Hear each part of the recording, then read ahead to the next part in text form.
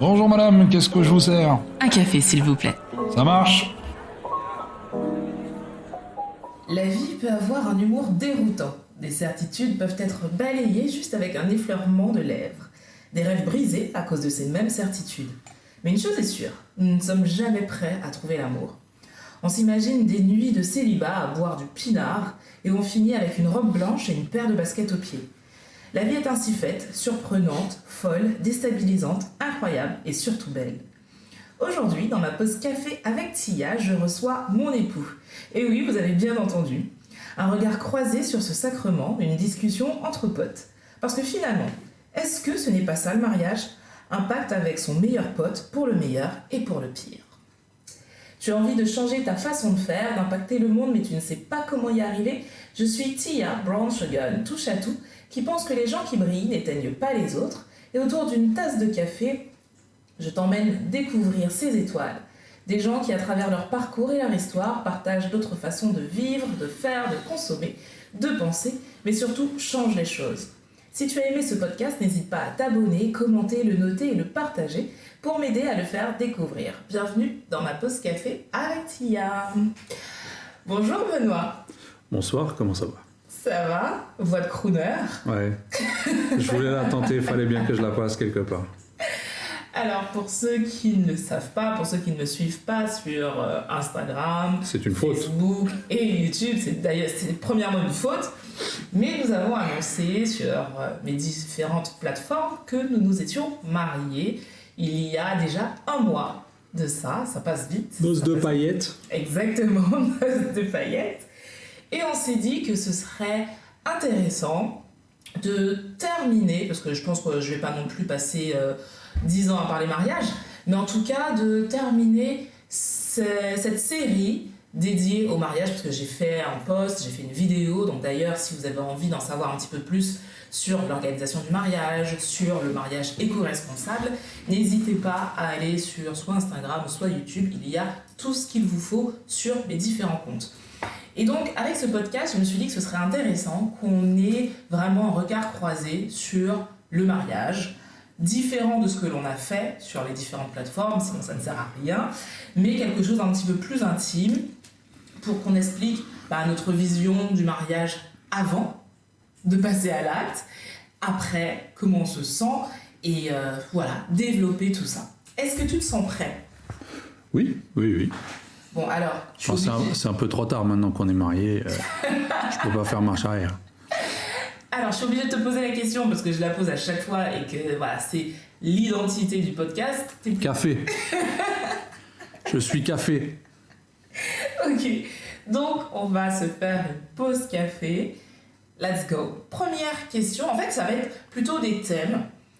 J'ai pas vraiment de questions, ce seront des thèmes. On va échanger comme ça. Ça te va? Pas de problème. Ok. Le premier thème, ça va être l'idée du mariage avant. Quelle était ta vision du mariage avant moi, avant la femme de ta vie? Alors, ce qu'il faut savoir, c'est que pendant longtemps, j'étais contre le mariage, enfin, pas contre le mariage, mais moi, je n'avais pas l'intention de me marier. Ça n'a jamais été un souhait dans ma vie, ça n'a jamais été un but ni un projet. Et pendant longtemps, j'étais contre l'idée de me marier. Probablement parce que dans ma famille, j'ai eu, alors pas mes parents pour le coup, qui eux sont mariés depuis 35 ans maintenant, et le vivent plutôt bien, je dirais, avec leur haut et leur bas, mais j'ai eu pas mal d'exemples de mariages ratés.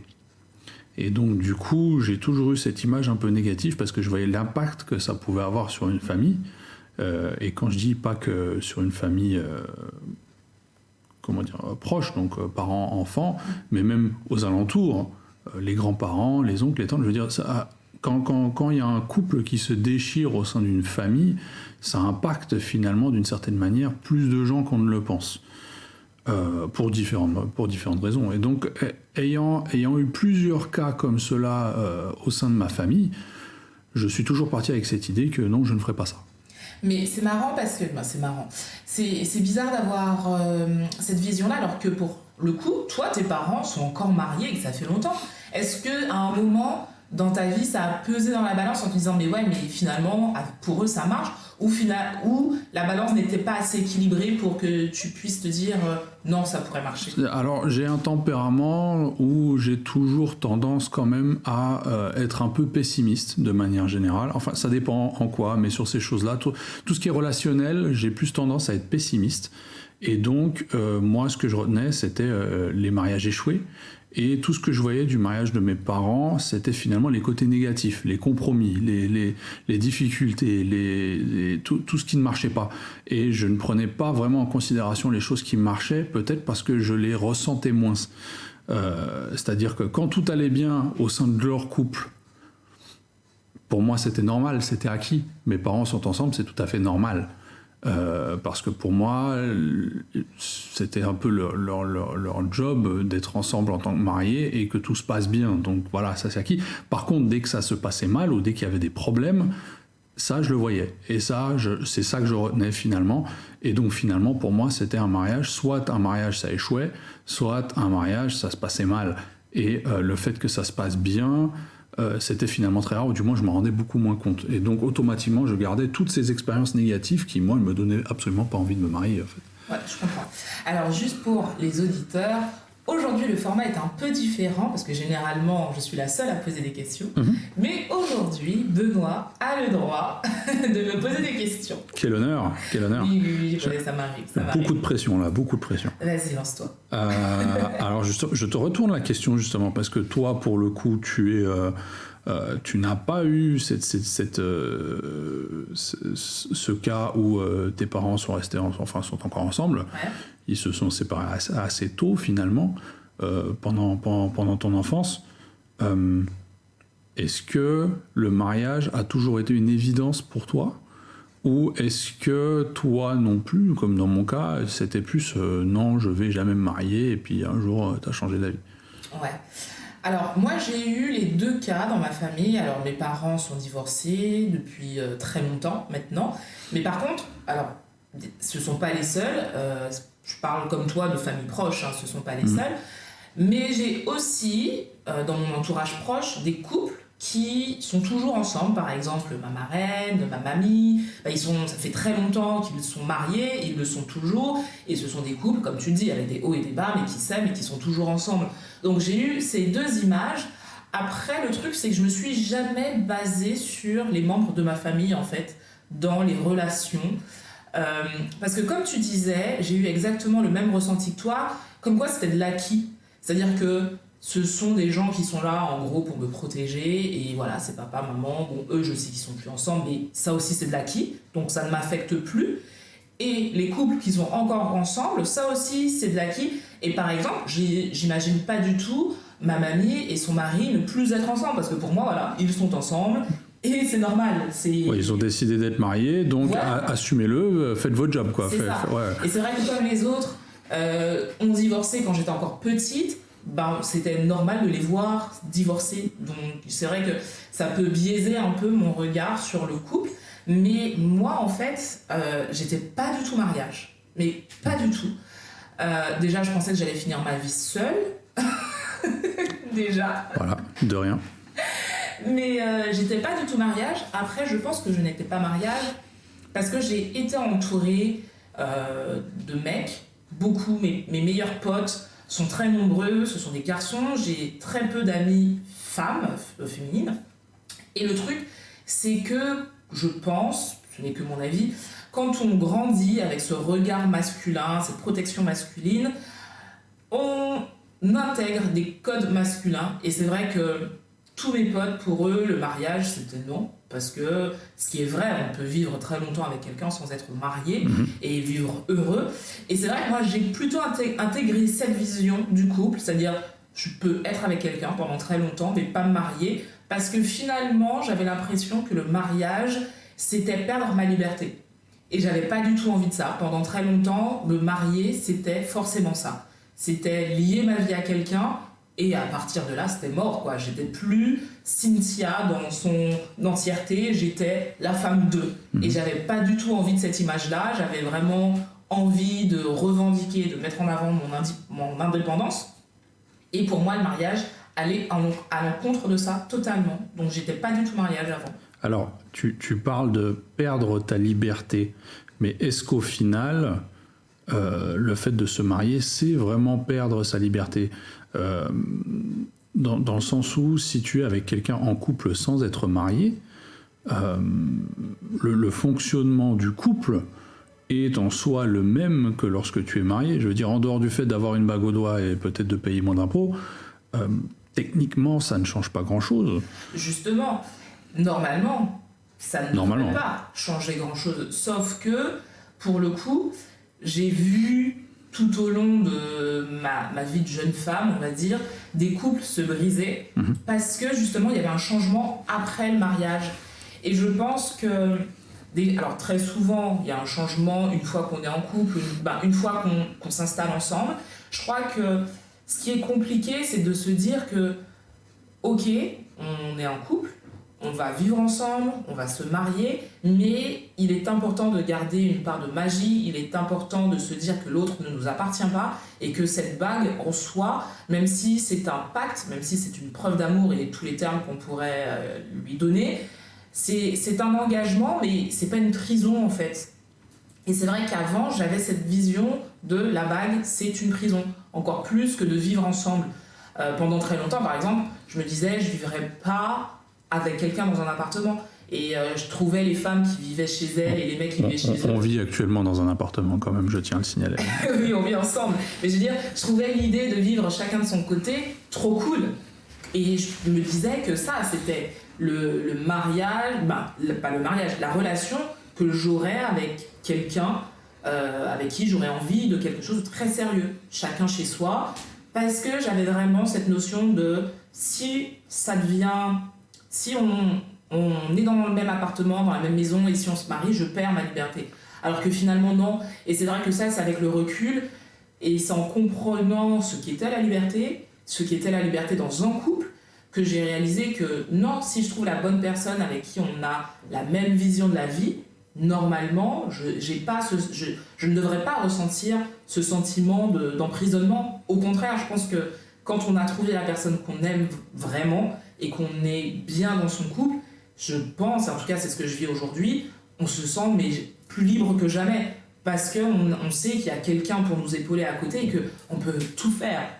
Et c'est aujourd'hui la sensation que j'ai, mais avant je l'avais pas. Alors est-ce que tu te verrais encore,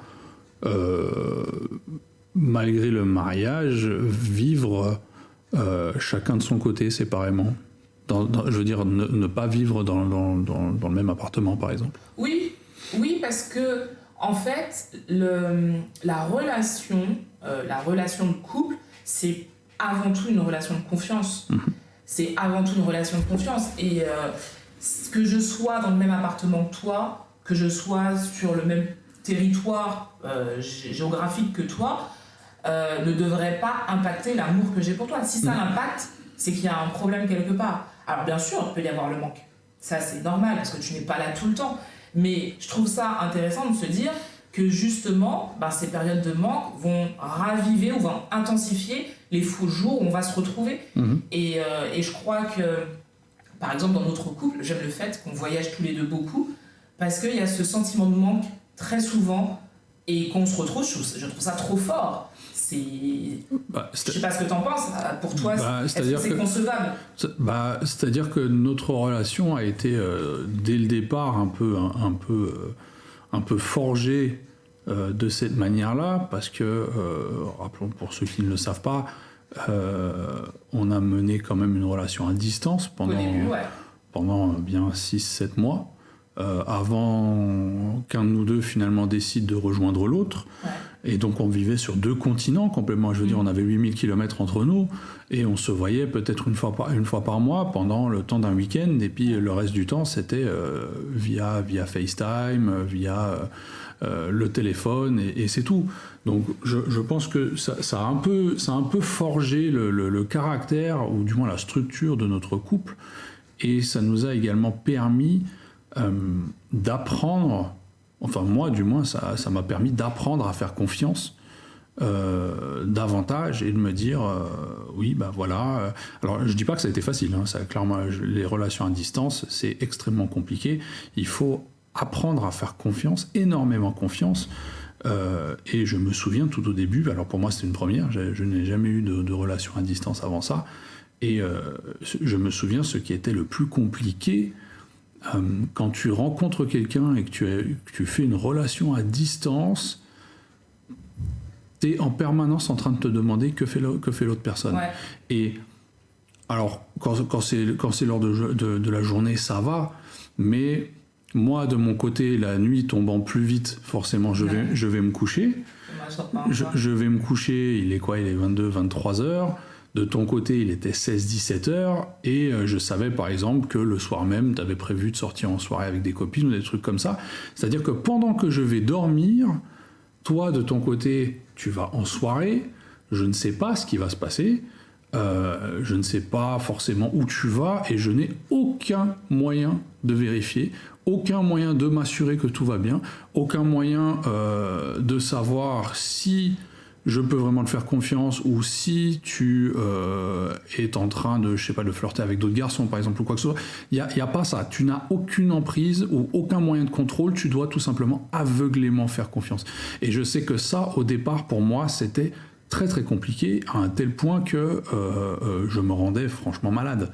Je me demandais ce que tu faisais jusque tard dans la nuit. Il y a des fois, j'en dormais finalement très peu. Et ça a été, faut dire les choses comme elles sont, ça a été à un tel point où, à un moment donné, ça a vraiment été compliqué pour moi.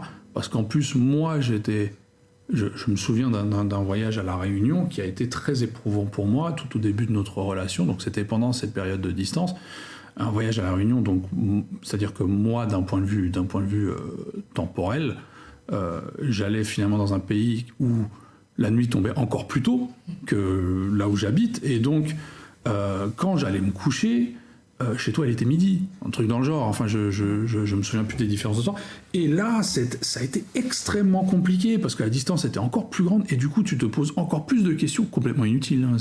C'est tout dans la tête. Clairement. C'est tout dans la tête, et comme je suis quelqu'un qui a tendance à vite se faire des films, voilà, ça a été extrêmement éprouvant.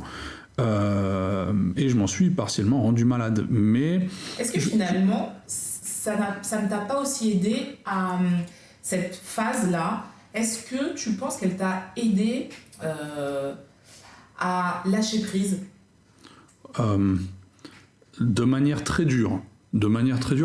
Oui, ça m'a aidé, mais... C'est lâcher prise sur quelque chose, comme tu disais, que tu ne maîtrises pas. C'est ça. C'est-à-dire que ça m'a aidé à lâcher prise et finalement à accepter certaines choses, accepter de ne pas tout contrôler. Chose dont je n'ai jamais eu à faire auparavant, étant un peu maniaque sur les bords et toujours en train de vouloir tout contrôler tout le temps, et quand tu as grandi comme ça et que toutes tes relations précédentes se sont passées comme ça et que ça a toujours été toi qui contrôlais absolument tout, du jour au lendemain, tu te retrouves avec quelqu'un où tu ne contrôles absolument rien. Et je crois que ça, c'est la force de notre couple, c'est-à-dire que ce soit toi ou moi, dès le départ, on ne contrôlait rien. C'est-à-dire que toi, comme tu le dis, généralement c'est toi qui contrôlais tout dans tes anciens couples. Tu as rencontré quelqu'un qui avait finalement le même fonctionnement que toi, un petit peu, avait la même liberté que toi. Et moi, face à moi, j'avais la même chose en fait. C'est ça. Et c'est vrai que c'est assez marrant parce que moi aussi, de mon côté, c'était compliqué, faut pas croire. Mais je me rappelle d'une chose. Et je pense que ça nous a aidés. Dès le départ, on a été hyper honnête et hyper transparent sur ce qu'on voulait et sur ce qu'on était.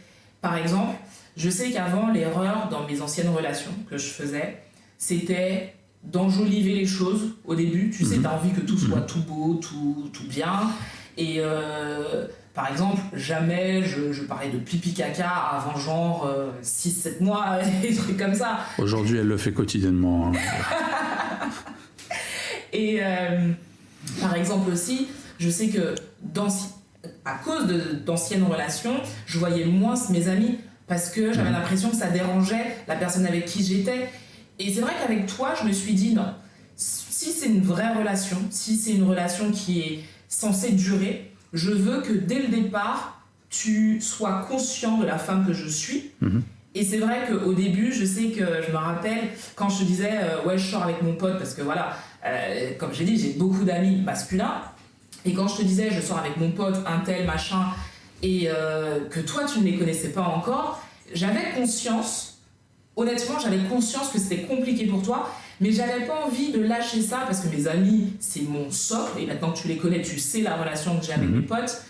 Et j'avais pas envie de lâcher ça parce que je sais que j'avais fait par le passé et que ça n'avait rien ramené de bon. Et je me suis dit, c'est soit tu m'acceptes avec mes amis, ma famille, mes travers, mes défauts, avec mon métier qui est compliqué, et on va construire un truc génial, ou soit tu n'y arrives pas et finalement c'est que t'es pas le bon. C'était à prendre ou à laisser en fait. C'est ça. C'était à prendre ou à laisser. Et oui, effectivement, donc il y avait non seulement cette distance, mais il y avait également le fait que tu sois hôtesse de l'air.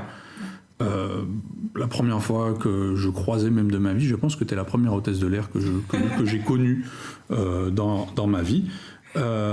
Et donc là aussi, je découvrais finalement, je découvrais un métier, je découvrais les travers de ce métier avec les pour et les contre. Je découvrais le fait que bah oui, c'est quelqu'un qui n'est pas là, qui est en permanence en voyage, qui est à gauche à droite, qui va en plus dans des endroits magnifiques.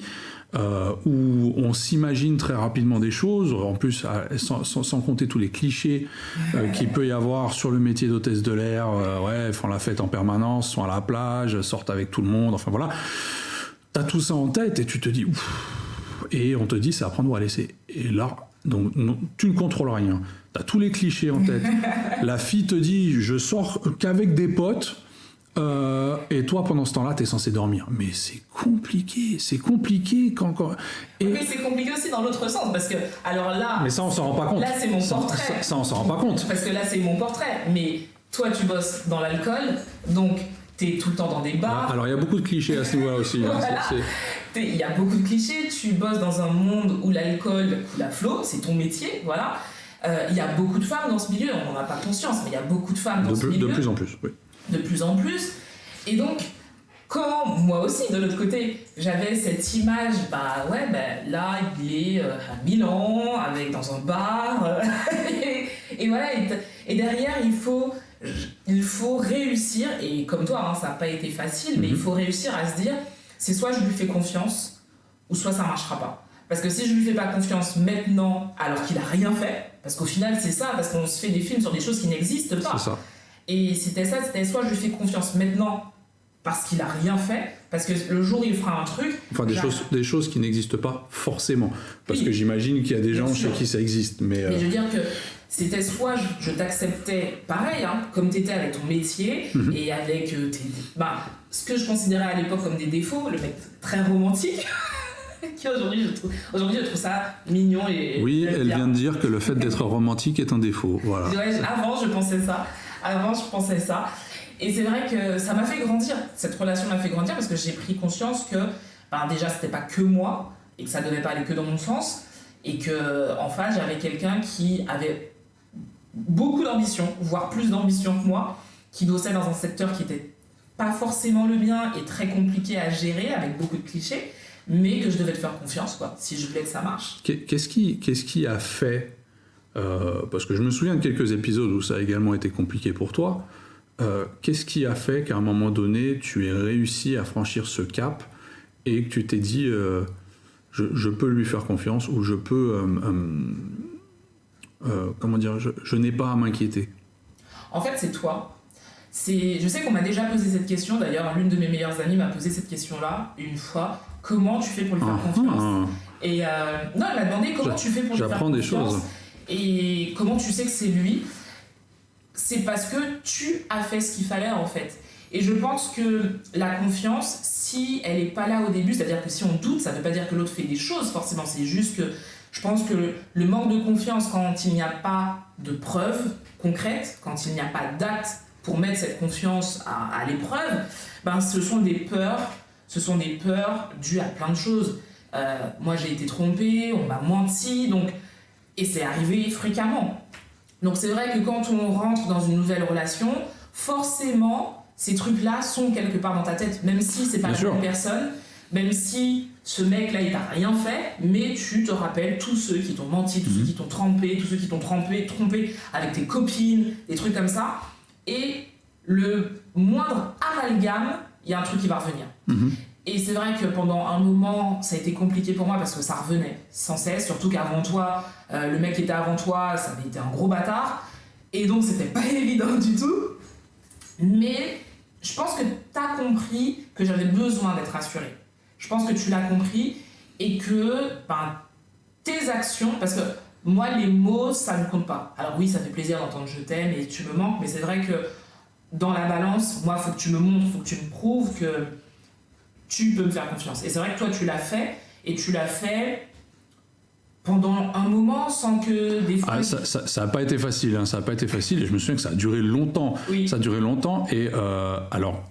Moi, par le passé, n'ayant pas toujours été le mec le plus fidèle au monde non plus,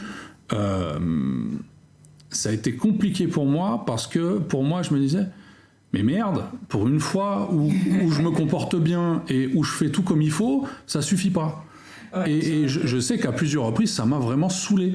Et alors parfois je l'exprimais, parfois j'ai gardé pour moi parce que je savais que c'était pas forcément facile pour toi, mais je sais qu'à certains moments, j'en avais marre de quelque part toujours me justifier, toujours devoir dire où je suis, avec qui, alors que je n'avais rien à me reprocher pour le coup, et oui, je me disais tout simplement, mais je fais tout bien, pourquoi ça suffit pas, pourquoi elle me fait toujours pas confiance, pourquoi alors que tout simplement il fallait que ça ait du temps. Je sais que tout au début de notre relation, alors ça faisait pas longtemps qu'on se connaît, j'avais alors je te l'avais dit en toute franchise, je partais en voyage au Québec, revoir une amie d'enfance que tu connais depuis maintenant, hein, revoir une amie que j'avais de longue date, une amie de longue date avec qui j'étais à l'école quand on était jeunes. On s'est retrouvés par internet 10 ans après, et avant qu'on se rencontre toi et moi, elle et moi on s'est dit bah tiens, je vais venir en vacances te rendre visite, et puis mais c'était planifié avant même qu'on se rencontre.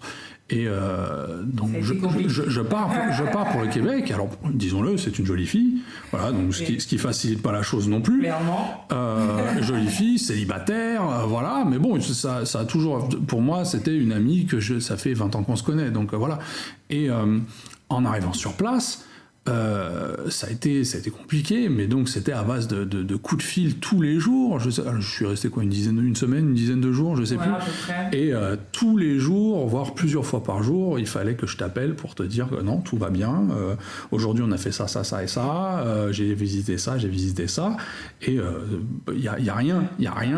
Et voilà. Et je sais que il y a eu un peu de mal à ce niveau-là, mais finalement tout s'est bien passé et tout. Ouais, parce que tu l'as fait sur la longueur. Tu l'as fait sur la longueur et t'as compris que j'en avais besoin pour être rassurée. Et je sais pas si t'as cette sensation, mais aujourd'hui, par exemple, quand on n'est pas ensemble et qu'on est dans des pays différents, si on fait un truc, spontanément, on le dit à l'autre. Et je pense que ça, c'est un truc qui est resté ou du je début. sais que quand je le fais pas, j'ai droit à un message dans les 5 minutes qui suivent. Ouais, qu'est-ce que tu fais ? T'es avec qui ? Tu m'écris plus ? Tu m'as déjà... ça fait 2 heures que t'es parti, tu m'as déjà oublié. Enfin voilà, non, on me rappelle à l'ordre en permanence. Voilà. Tu exagères un peu. Mais c'est vrai qu'on se dit les choses, on se dit je vais manger avec un tel, je vais boire un verre avec un tel, je vais à un vernissage avec un tel. Et c'est vrai que mine de, alors certains prendront ça comme du flicage, peut-être que ça l'est, j'en sais rien, après c'est une vision des choses, mais moi, clairement, je m'en fous que tu sois avec une meuf ou avec un pote, mais je me dis que si t'as rien à cacher, pourquoi tu me le dis pas en fait ? Alors, je pense qu'il y a une différence à faire entre ce qu'on appelle le flicage et... Comment je vais appeler ça ? Et peut-être tout simplement l'honnêteté. Je pense que si tu es honnête avec l'autre personne et que tu n'as rien à cacher, tu n'auras pas besoin d'être fliqué. C'est-à-dire que les gens qui vont commencer à fliquer, donc par fliquer, je dis vraiment, voilà, t'insistes, tu m'appelles 3 fois en l'espace d'une heure parce que je ne donne pas de nouvelles, parce que je ne te dis absolument pas où je suis, avec qui et comment, etc. Tu sais que je suis quelque part, mais tu n'en sais absolument pas plus. Et donc forcément, tu t'inquiètes, tu commences à poser des questions, tu commences à voir, etc. Et là, à partir du moment où toi, tu commences à te poser des questions et à douter sur ce que je pourrais bien faire parce que je ne t'ai donné aucune information, là ça ressemble plus à du flicage, je pense. Alors certaines personnes en abusent également, hein. Je veux dire, à certains moments, tu peux être la personne la plus honnête si on t'appelle quand même encore 15 fois dans l'heure parce que, et là maintenant t'es avec qui et tu manges quoi, là c'est de l'abus.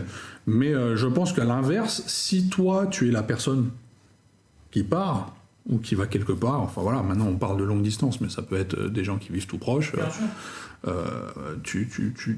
Si tu es assez honnête et que tu n'as rien à te reprocher, tu vas faire en sorte que la personne n'ait pas besoin de douter et donc n'arrivera pas jusqu'au flicage. Ouais, je pense. Tout est une question d'honnêteté et je pense que c'est ça qui a été le fondement de notre relation dès le départ, c'est-à-dire que dès le départ, il fallait qu'on joue franc jeu et notre couple en dépendait.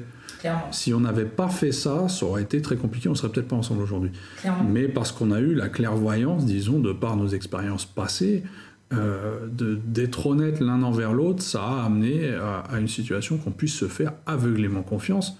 Et je vais prendre un autre exemple. L'exemple a été longtemps, justement, avec ton métier d'hôtesse de l'air, moi qui me pose beaucoup de questions. Moi, finalement, ce qui m'a fait comprendre que je n'avais pas ou très peu à m'en faire, c'était dès le départ, tu as pris la peine de me prendre avec toi sur l'un ou l'autre vol pour que je vois comment ça se passe.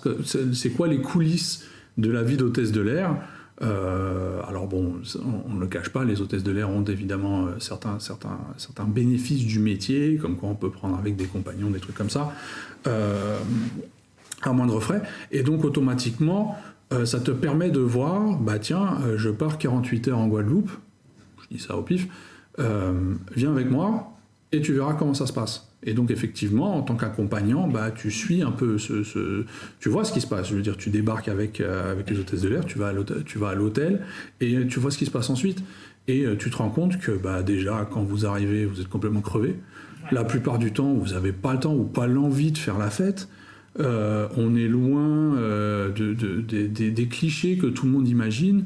Alors il y en a, hein, je veux dire, il y a des gens qui font la fête, effectivement, il y a des gens qui profitent de leur jeunesse dans ce métier, mais je pense que ça aussi, ça va un certain temps. Tu fais ça quand tu es jeune, mais à partir d'un certain âge, tu t'es plus dans ça, et puis surtout, tu as le corps qui fatigue, parce que ça reste un métier très épuisant. Et donc automatiquement, bah, quand tu as 35 ans, tu vas pas encore t'amuser à sortir, à draguer, à faire des trucs que tu faisais quand on avait 22. Quoi. Après, je pense aussi que ce qui t'a permis de relativiser, c'est de voir que j'agissais de la même manière à la maison qu'à l'extérieur, que ce soit avec mes amis et au travail. Et pour moi, c'était super important de ne pas être différente, que tu te dises pas « Ah, mais c'est bizarre parce que quand elle est avec ses collègues, elle est différente, alors que quand elle est à la maison, elle fait pas du tout ça. Ou quand elle est avec ses potes, elle est différente, machin. » Et c'est vrai que je me rappelle d'une fois où tu rencontrais mes potes et je t'ai dit « Ne sois pas choqué de la façon dont je suis avec mes potes, mais ce sont mes potes. » Et qu'après, tu m'as dit « Ah ouais, je comprends. En fait, c'est que des mecs là. Vous êtes en mode mec. » Et c'est vrai que quand je suis avec mes potes, c'est une bande de mecs. Voilà, on va se charrier, on va s'injurier, on va... Tu m'as fait reconsidérer mon orientation sexuelle à certains moments. Mais ouais. Et qu'au travail aussi, c'est-à-dire qu'au travail, ben, je vais charrier ceux avec qui je m'entends très bien, on va aller boire un verre, et je vais pas faire la fille, non, je bois pas parce que mon chef est là. Alors il y avait ça, et puis il y avait aussi, je veux dire, l'accueil du groupe. C'est-à-dire que les quelques fois où j'ai pu t'accompagner, tes collègues ont toujours été bienveillants envers moi, toujours super sympas, jamais un mot de déplacé ou quoi que ce soit. C'est-à-dire que bon, vous avez vos conversations entre vous, ce qui est tout à fait normal. Mais après, même quand c'est sur des séjours plus longs, ça restait toujours super sympathique. Alors je me souviens très bien, on rigole ensemble, et puis à un moment donné, tu as des discussions avec d'autres gens du même métier, et tu te rends compte. T'as leur vision des choses, t'as leur expérience à un moment donné qui commence à partager, et tu te rends compte que finalement c'est pareil pour tous en fait. C'est pas une exception, elle joue pas la comédie parce que je suis là. Il y en a d'autres dont les maris ou les épouses ou les copains, les copines sont à la maison, elles sont là en mode célibataire, et pourtant ça dérape pas pour autant parce que les conditions sont exactement les mêmes en fait. Et ça a permis à relativiser à un tel point qu'aujourd'hui tu pars en vol. Est-ce que je m'inquiète? Non. Alors je m'ennuie. Oui, je m'ennuie.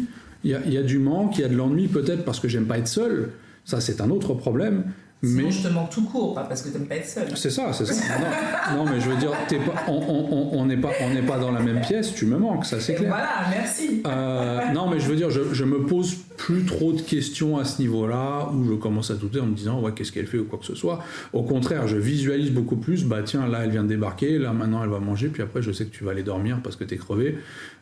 Et donc, je vis ça beaucoup plus sereinement qu'il y a 3 ans et demi. Ouais, c'est pareil pour toi. Je sais que quand tu pars dans des salons et que des fois tu vas finir la soirée avec tes potes un peu tipsy. Et Alors voilà. on fait peut-être un peu plus la fête que vous. Voilà. Voilà. Et c'est vrai qu'au début j'avais beaucoup de mal, mais qu'aujourd'hui je sais que tu pars avec tes potes là, vous allez travailler pendant la journée, que le soir vous allez décompresser. Je me fais moins de fil et je vais dormir sereinement. Et c'est vrai que j'ai pris beaucoup de recul par rapport à ça, parce que je me dis, de toute façon, que je m'inquiète ou pas sur quelque chose qui pour l'instant n'est pas encore arrivé, si ça doit se faire, ça se fera. Donc ça sert à rien que je me prenne la tête sur un truc qui pour l'instant, à mon sens, n'est pas arrivé, parce que ça ne sert pas à la situation en fait. Et ça nous fait plus de mal qu'autre chose. Alors moi j'ai une autre question.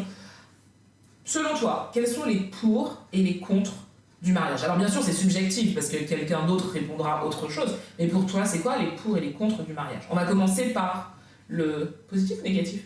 C'est toi qui vois. Ah oui, c'est mon podcast. On va commencer par le négatif. Le négatif, tu peux plus pécho ailleurs, quoi. Franchement, c'est quoi ça? C'est ça le négatif, c'est que maintenant, dorénavant, c'est la même nana tout le temps. Voilà.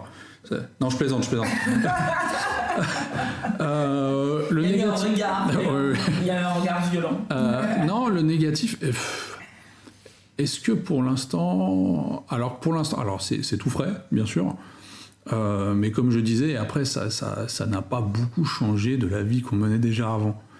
Donc je pense ne pas encore avoir fait l'expérience d'un point négatif du mariage à ce stade, ni d'un point négatif dans notre couple à ce stade non plus. Je veux dire, alors oui, il y a des compromis. C'est ça qui m'a un peu dérangé. J'y pensais encore hier. Hier, on regardait une interview d'une dame d'un certain âge, dame féministe, je me souviens plus de son nom, qui avait écrit un livre, mais bon, bref, et qui disait non, moi je fais pas de compromis, jamais de compromis dans la vie. J'ai trouvé ça un peu violent parce que je me suis dit, alors cette dame est mariée, mais je me suis dit non, tu ne peux pas faire de mariage sans compromis. D'ailleurs, ni tu ne peux pas être en couple avec quelqu'un sans faire de compromis. Ça me paraît complètement illusoire, parce que si tu ne fais pas de compromis, ça veut dire que tu ne vis que pour toi, et finalement c'est très égoïste. Ouais, c'est très égoïste et tu ne pourras pas aller de l'avant en tant que couple, à moins que tu sois avec quelqu'un qui te soit entièrement soumis. Alors à moins que la personne soumise en question accepte ça et qu'elle se complaise dans cette situation, ça peut exister. Bien sûr. Ça peut tout à fait exister. Mais sinon, ça sera finalement très très égoïste et très très personnel, et je ne pense pas que ça puisse marcher. Ouais, moi non plus. À moins que ce soit vraiment quelque chose de recherché. Alors je sais qu'il y a des gens qui cherchent justement à être en couple avec quelqu'un qui leur est soumis peut-être, ou qui leur obéit au doigt et à l'œil, et vice-versa. Des gens qui souhaitent être soumis. Alors, je sais pas si c'est être soumis, mais en tout cas dépendant de quelqu'un. Être dépendant, voilà. Être dépendant de quelqu'un et ne prendre aucune responsabilité, et finalement, d'une certaine manière, obéir au doigt et à l'œil à l'autre personne. Peut-être par peur, peut-être par manque de confiance en elle, par manque de caractère. Non, ou des fois des gens qui, c'est pas dans leur tempérament. Voilà, il y a des gens qui n'ont pas ce tempérament-là et qui ont besoin au contraire d'être guidés tout le temps, et que dans leur relation... Ce n'est en rien quelque chose de négatif. C'est des autres façons de faire, mais là je pense que comme on est tous les deux des caractères assez forts, le seul moyen de pouvoir avancer ensemble sans être égoïste, et tout simplement de devoir faire des compromis chacun de son côté pour essayer que ça marche en fait. Ouais.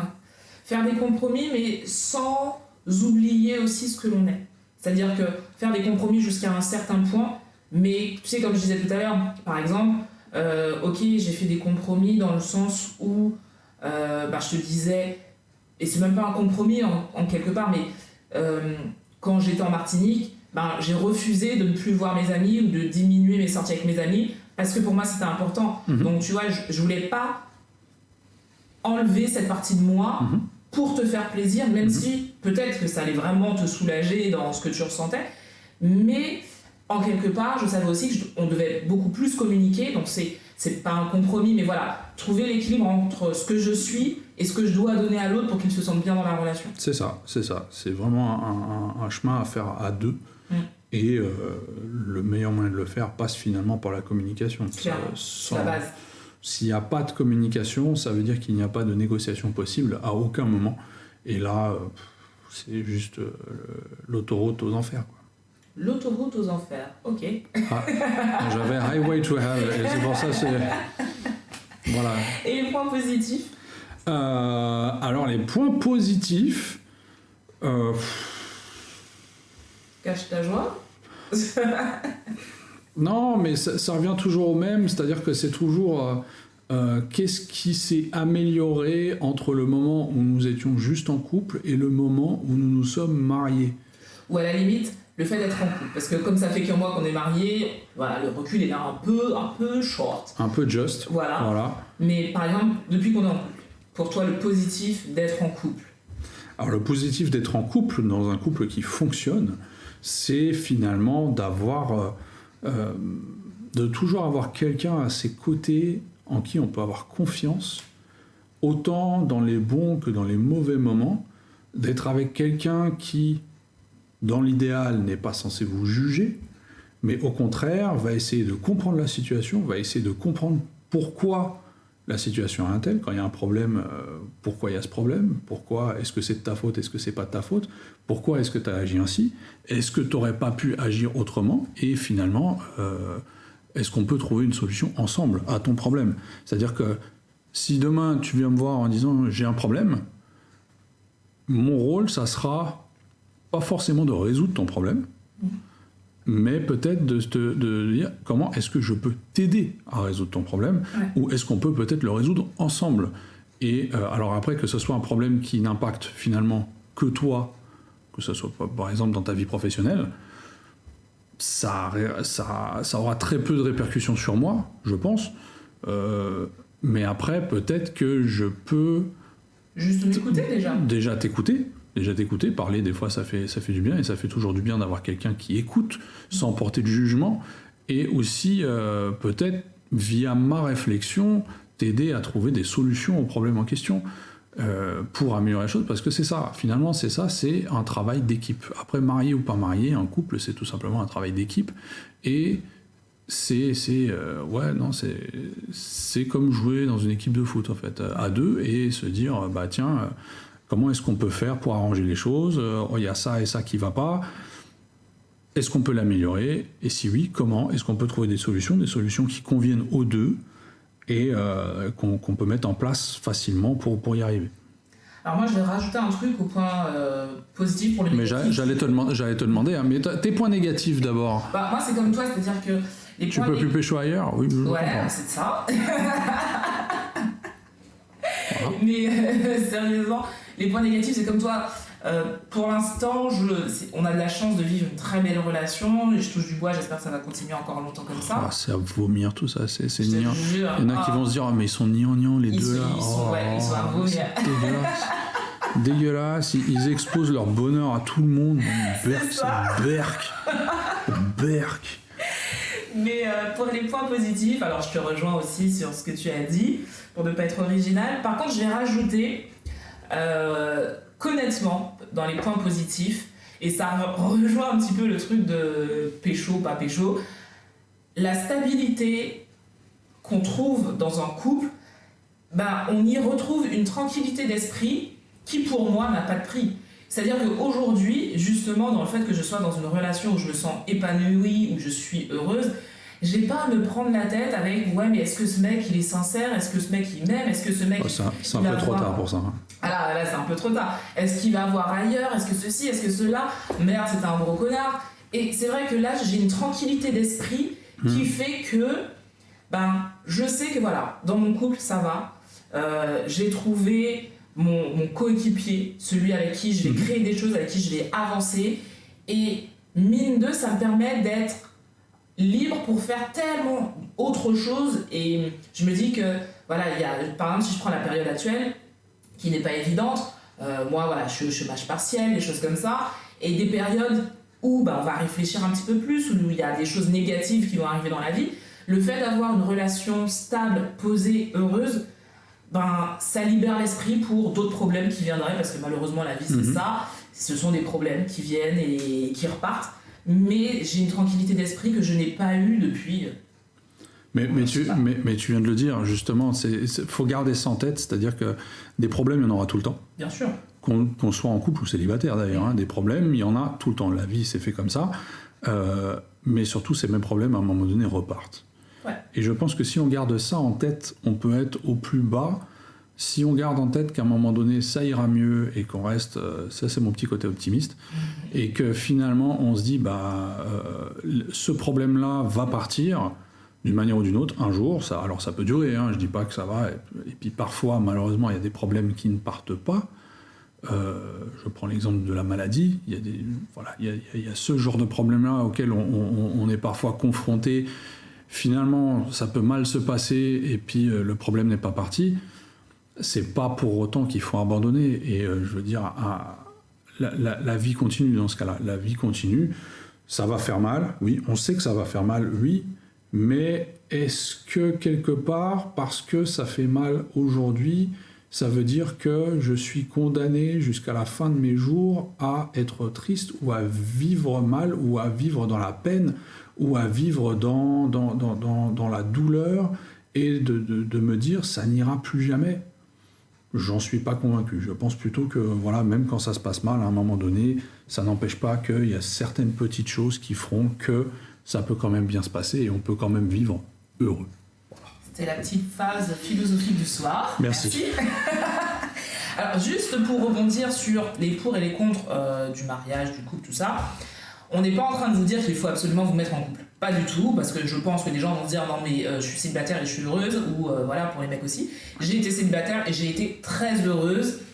Et d'ailleurs, juste avant de rencontrer Benoît, je vivais mon meilleur célibat et je n'avais pas du tout envie d'être en couple. Donc non, on n'est pas en train de vous dire qu'il faut vous mettre en couple, pas du tout. Là, on partage avec vous une expérience de vie qui peut peut-être aider des personnes, qui peut peut-être guider d'autres personnes, ou simplement à un moment où vous n'avez rien à faire, vous dites tiens, je vais écouter ces deux zigotos. Voilà, ça servira aussi à ça, mais nullement l'idée est de vous dire de vous mettre en couple et de vous marier. Ou au pire, vous aurez perdu 1 heure de votre temps à nous écouter aussi. C'est ça, je ne l'espère pas. Mais là, je reviens sur mon exemple. Dites-vous qu'après 7 heures, ça ira mieux. Hein? C'est vrai. Donc voilà, gardez ça en tête, on n'est pas en train de... Voilà, nous on le vit bien, mais si vous êtes bien célibataire, en étant célibataire, enjoy. Alors il y a cette question, je sais que là on s'éloigne un peu du mariage, mais il y a cette question qui revient souvent, je vois beaucoup. Alors moi pour le coup c'est l'inverse, c'est-à-dire que j'ai toujours été entouré de filles ou de femmes toute ma vie. J'ai beaucoup moins d'amis hommes et pendant longtemps j'ai toujours été plus en contact avec des amies féminines. Et j'ai toujours, et je le vois encore aujourd'hui, que ce soit sur les réseaux sociaux, des gens que je connais, ou même quand je vois toi, les gens que tu suis sur Instagram, et quand je lis un peu les commentaires qu'il peut y avoir en dessous, il y a toujours ces prises de tête de la part de certaines nanas qui se posent 15 000 questions sur est-ce que je dois vraiment rester avec lui, truc, machin, enfin qui se rendent la vie beaucoup plus compliquée qu'elle est. À mon avis, très souvent pour de mauvaises raisons, très souvent peut-être par peur ou manque de courage. Si je peux me permettre de vous donner une question de la part d'un homme... Alors, elle était bizarre ta phrase. Si je peux me permettre de vous donner la question de la part d'un homme...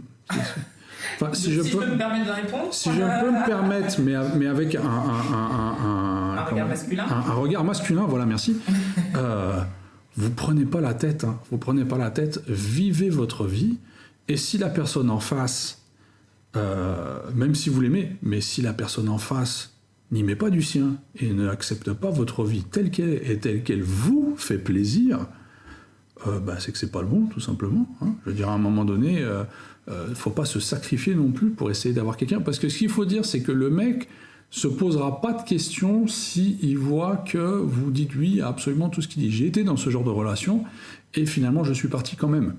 Parce que je me suis lassé qu'on me dise oui à tout et que je n'avais pas à m'inquiéter et que finalement je faisais ce que je voulais et que malgré ça je savais que si je rentrais chez moi la fille sera toujours là et puis qu'elle va pas se barrer de toute façon, donc voilà, et ça va juste donner une surassurance qui va faire qu'en tant que mec tu vas faire tout et n'importe quoi, tu vas surtout foutre la merde et tu seras dans ta confiance de petit roi qui règne, etc.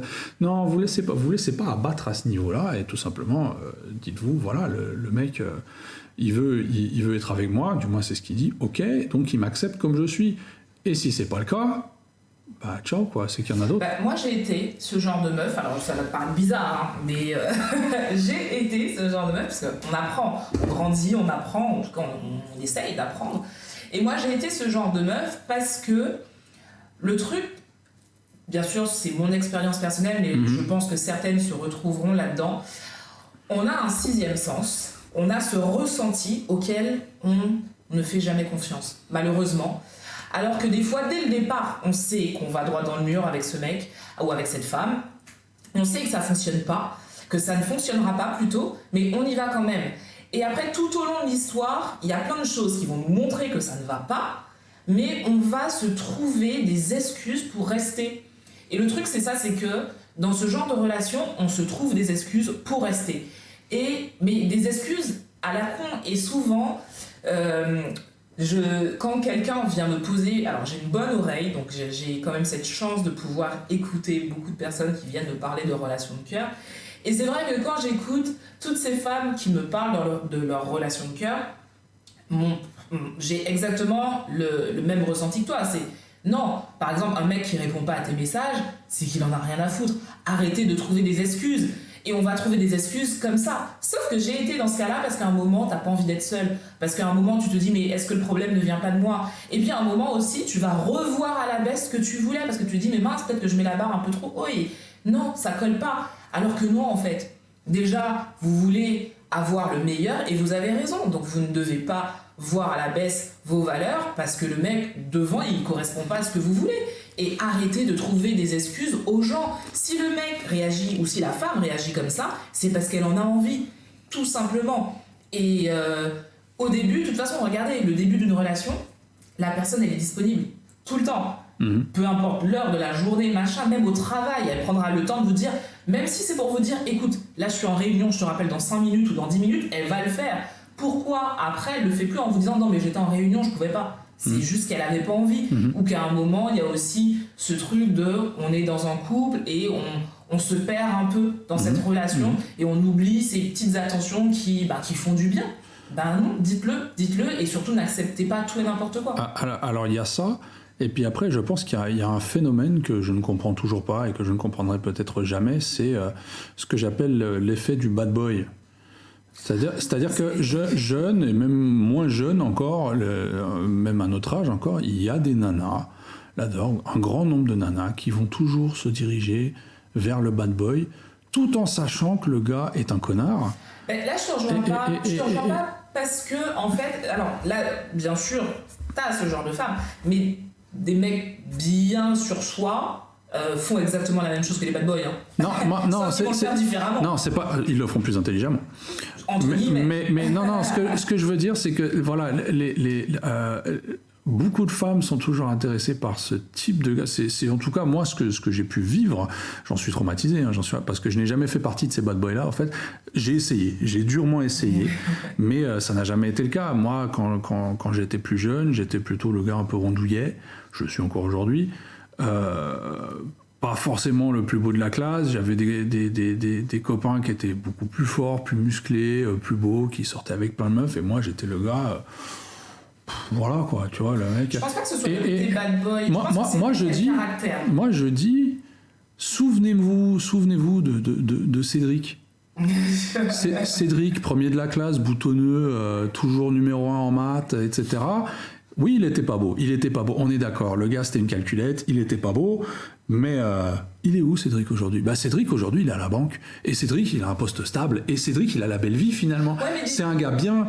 Oui, mais ça veut pas dire que c'est le mec qu'on aime en fait, et c'est ça, je pense que faut pas faire l'amalgame entre, parce que tu peux être avec un bad boy sur le papier, et le mec c'est le meilleur mec que tu rencontreras, dans le sens où il va te respecter, parce qu'il est peut-être bad boy dans la vie, c'est-à-dire il a son business, il a tout ça, mais il te respectera, il aura du respect pour toi, il va t'aimer, tu vois. C'est pas ce genre de bad boy dont je parlais en fait. Parce que moi j'ai des potes qui sont bad boy, justement, mais vraiment bien, tu vois.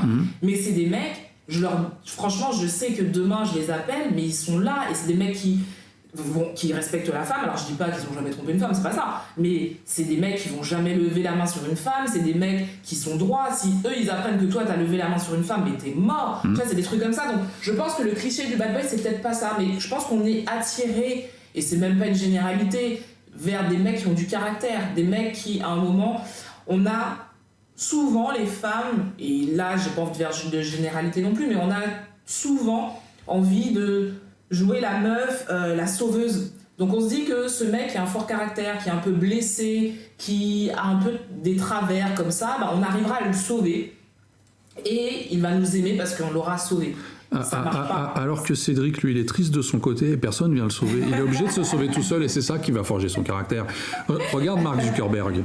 Mark Zuckerberg aujourd'hui, mais je veux dire, si les nanas qui l'ont refusé il y a 15 ans avaient su qu'il atterrirait là... Ouais, mais là ça devient du matériel, donc même là c'est pas intéressant. Mais vous êtes des femmes, vous êtes que dans le matériel, voyons. Nous allons arrêter ce podcast-là. Bon, allez, on revient au sujet. Revenons au sujet. Question suivante.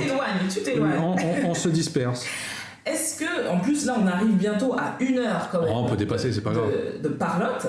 Est-ce que tu as eu une pression plus jeune ou de la part de ton entourage pour soit te mettre en couple, soit te marier, soit avoir des enfants, des choses comme ça? Honnêtement, ouais. Jamais. Au contraire, mes parents, tous les deux, étaient d'accord sur le fait de nous dire à nous, donc quand je dis nous, moi et mes frères et sœurs, ne vous mariez pas, n'ayez pas d'enfants. Ils les ont vus ce qu'ils ont vu. Encore aujourd'hui, ils le disent. Hein. Alors bien sûr, ils sont contents pour nous, il n'y a pas de problème, mais tout le temps, j'ai cette image en tête, tout le temps, mon père qui me dit te marie pas, ça n'en vaut pas la peine. Ça fait 35 ans qu'il est marié, mais il te dit ne te marie pas, ça n'en vaut pas la peine. Ou bien ma mère qui me dit... Bon, il m'adore hein, quand même. Oui, bien sûr. Ou bien ma mère qui dit non, franchement, faites pas d'enfants. Hein. Faites pas d'enfants, prenez un chien. Voilà, ma mère a eu 6 enfants. Mais elle te dit, n'en fais pas, ça sert à rien, j'en ai fait pour vous, il n'y a pas besoin. Je sais ce que c'est. Donc quand on a dit qu'on allait se marier, bien évidemment ils étaient contents pour nous, ils nous ont soutenus, il n'y a aucun problème, mais il n'y avait aucune pression de leur part, et ni d'ailleurs concernant de futurs enfants ou quoi que ce soit. Je veux dire, c'est un sujet... il reste en dehors de ça. Aujourd'hui, c'est plus ce discours écoutez, vous avez pris votre décision, démerdez-vous. Hein. C'est votre vie, c'est pas la nôtre. La nôtre, elle est faite. Vous voulez vous marier, mariez-vous. Vous voulez avoir des enfants, ayez des enfants. Mais par contre, vous vous en occupez. C'est les vôtres, c'est pas les nôtres. Donc c'est plus ce truc-là. Nous, on s'occupe pas de votre truc. C'est votre vie. Vivez-la et essayez d'en faire au mieux que vous pouvez. Et toi ? Non, j'ai juste peut-être ma maman qui, là, avec l'âge, se dit qu'elle aimerait bien avoir des petits-enfants. Qu'elle aimerait bien être grand-mère, voilà, c'est ça. Voilà, mais voilà, c'est pas une pression non plus, où à chaque appel, elle me le dit. Mais voilà, non, juste quand il pleut. Ouais, quand il pleut, elle me dit, profitez-en pour faire des bébés, voilà. Mais sinon, non, de mon côté aussi. Après, je pense que comme je suis une meuf plutôt très, très indépendante, et que ça, tout le monde l'a compris, assez tôt, on m'embête pas sur ma vie privée, sur ce que je dois faire, avec qui je devrais le faire, et on regarde juste ce qui se passe, et puis voilà, tout simplement. Et je trouve ça plutôt cool. J'ai de la chance d'avoir vraiment des proches, des amis qui respectent ma vie comme je la mène, sans jugement, sans jouer les moralisateurs et tout ça, et c'est cool. Je pense que ça a été pareil au niveau de l'organisation du mariage. Alors notre mariage s'est un peu organisé de manière un peu compliquée, mais je pense que ça a été pareil à ce niveau-là. On n'a pas eu de pression avec des familles qui souhaitaient imposer certaines choses. Tiens, on veut qu'il y ait un mariage à l'église, on veut qu'il y ait ça comme gâteau. Enfin, il faut inviter un tel. Il n'y a pas eu ça, heureusement d'ailleurs, parce que je sais qu'on ne se serait pas laissé faire. Oui, on a des tempéraments, même envers nos familles, qui parfois peuvent brusquer certaines personnes. Mais c'est tout simplement qu'on fait respecter, même par nos proches, ce qu'on souhaite. Mais je sais aussi que c'est pas le cas de tout le monde. Il y a des gens qui qui n'osent pas dire non parce que ce sont les parents ou les grands-parents ou les beaux-parents, et qui du coup acceptent, prennent sur eux, et ça, je trouve ça personnellement un peu dommage. Alors je comprends, on veut pas blesser, on veut faire plaisir. On veut faire plaisir. Mais après, c'est son mariage, quoi. C'est pas le leur est déjà passé, ils avaient qu'à le faire à ce moment-là. Je suis pas là pour vivre votre vie ou vivre votre vie par procuration. Ouais, c'est surtout ça. C'est ça. Ouais. Donc C'est voilà. surtout ça. Ben, je crois qu'on a fait le tour. Hein. Déjà, ça a été Ouais, rapide. on a fait le tour, sauf si tu as une dernière question. Alors oui. Qu'est-ce qui a fait donc tu disais que tu n'étais... Pourquoi t'as dit oui? Alors c'était un peu ça. C'est qu'est-ce qui a fait qu'à un moment donné, toi qui disais donc ne pas être mariage et qui ne te voyait pas te marier, a accepté de finalement bien vouloir te marier quand même? Qu'est-ce qui a changé dans ta façon de voir les choses? Bon, hormis le fait que t'as quand même sorti le grand jeu, quand même. Il le fallait. Parce que bon, monsieur a fait sa demande à Bali, avec piscine, décorée, bougies, tout ça. C'était quand même balèze. Non, plus sérieusement, en fait, c'était une évidence. C'était juste une évidence. Pourquoi pas? Bah, en fait, c'est-à-dire que je suis dans une relation avec toi où je me dis, si on n'est pas marié, je suis heureuse. Si on est marié, je suis heureuse, en fait. Et ça ne change pas ce que je ressens pour toi, ça ne change pas la relation qu'on a. Là, ok, c'est un engagement qu'on se fait. Mais si c'était comme ça, j'aurais pu économiser de l'argent et ne pas me marier, en fait. Parce que ça coûte de l'argent, tout ça, quand même. Hein. Mais que, non, c'est une suite logique. Et que, ouais, tu t'as fait ta demande, mais pour moi, c'était oui, en fait. C'était oui, et... parce que je me vois encore des années avec toi. Alors, je sais pas combien de temps ça va durer. Là, on s'est dit qu'on essaye de voir 50. Je sais pas si ça va durer 50. Mais là, en tout cas, je me dis, ben ouais, c'est lui. C'est lui, j'ai pas de doute. Je me pose pas de questions. Donc, ouais, tout simplement. Est-ce que tu pourrais... Alors, c'est toujours très hypothétique, hein, mais est-ce que tu penses que tu pourrais digérer l'échec d'un mariage? Oui. Oui, parce que j'ai cette vision... Peu importe la raison, hein, peu importe. Oui. Oui, parce que j'ai vraiment cette vision du couple où l'être humain, pour moi, hein, n'est pas fait pour être en couple, genre toute sa vie, avec la même personne, je pense. Parce que sinon, Tu m'avais pas dit ça. Non, mais parce que sinon, on serait mariés à notre premier amour. Tu vois ce que je veux dire? Et c'est pas le cas. Donc, je pense que dans la vie, on vit des choses avec des gens, ça va nous apprendre des choses sur la vie, sur nous aussi, on va grandir. Et puis des fois, on va trouver cette personne avec qui on va faire un bout de chemin, et des fois, ça dure très longtemps, et on va mourir, et ce sera cette personne, tant mieux.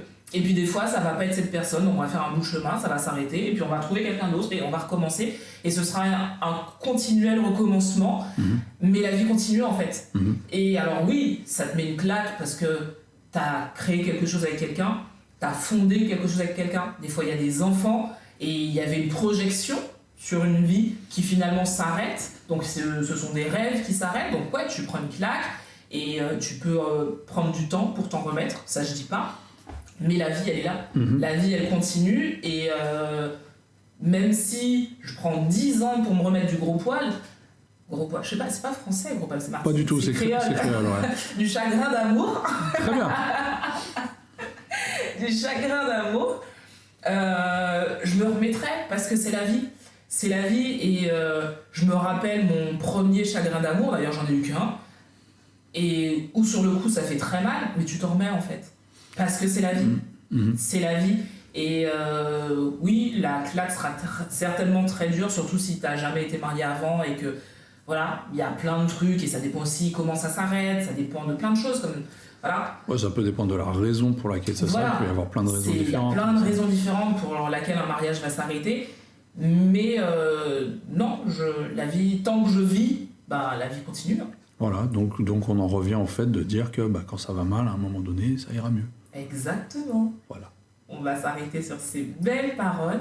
En tout cas, merci d'avoir accepté de te confier plus intimement à mes auditeurs.